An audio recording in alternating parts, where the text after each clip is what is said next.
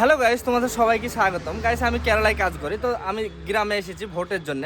তো অনেক মানুষ পেরেশান এখানে, মানে ইলেকশনের মানে ভোট কাটা গেছে যাদের, তারা এখানে আলোচনা করছে। তো আমি মানে এই জিনিসটা দেখে বুঝতে পারলাম খুবই পেরেশানে। তো আমার কাছে একটা লোক মানে আছে, আমি জিজ্ঞাসা করব।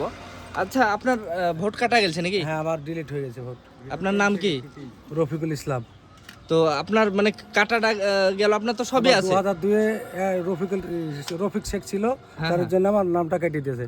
এখন আমার কি আছে? এখন রফিকুল ইসলাম আছে। রফিকুল ইসলাম। হ্যাঁ, আমার বাপের দলিল আছে 54 সালের, 60 সালের রেকর্ড আছে, 54 সালের রেকর্ড আছে, আমার 2000-এর দলিল আছে, রেকর্ড আছে, তাও আমার নামটা কেটে দিয়েছে। তাহলে বন্ধুরা একটু জিনিস ভাবো, আমরা ইন্ডিয়ার মানুষ হয়েও যে এইরকমভাবে মানে পেরেশান হতে হয়েছে।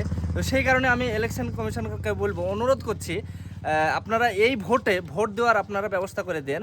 মানে আপনারা বললে বিশ্বাস করবেন না, যাদের নাম কাটা গেছে তাদের রাত্রে পর্যন্ত ঘুম আসছে না, মানে এত টেনশন। তারা ছাড়া যাদের ভোট কাটেছে তারাই বুঝতে পারবে, অন্য আদার্স মানুষ অত বুঝতে পারবে না। তো অবশ্যই তোমরা আবেদন করো এই ইলেকশন কমিশনারকে, যে এই ভোটে যেন ভোট দিতে পারে যারা নাম কাটা গেছে তারা। আর ভোট কাটা গেছে তাদের ব্যাপারে আপনারা কিছু বলতে চান? আমি বলতে চাই ইলেকশন কমিশনারের কাছে অনুরোধ করে, ভারতীয় যারা সঠিক ভারতীয়, তাদের প্রমাণপত্র নিয়ে তাদের এই 2026 সালে যেন ভোট দেওয়ার ব্যবস্থা করা হোক। তারা খুব দুশ্চিন্তার মধ্যে আছে।